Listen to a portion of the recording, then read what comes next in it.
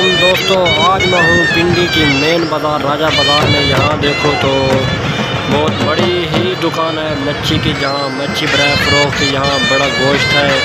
देखो तो उनके अलावा यहाँ भी मच्छी पड़ी हुई है। उनके अलावा ये सब मार्केट है। ये देखो माशाल्लाह बहुत ही खूबसूरत और अच्छी बाज़ार है।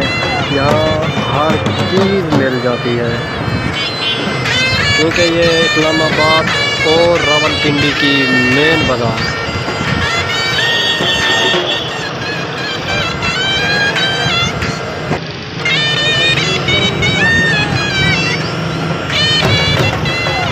कैसे नज़ारा आपको नज़र आ रहा है?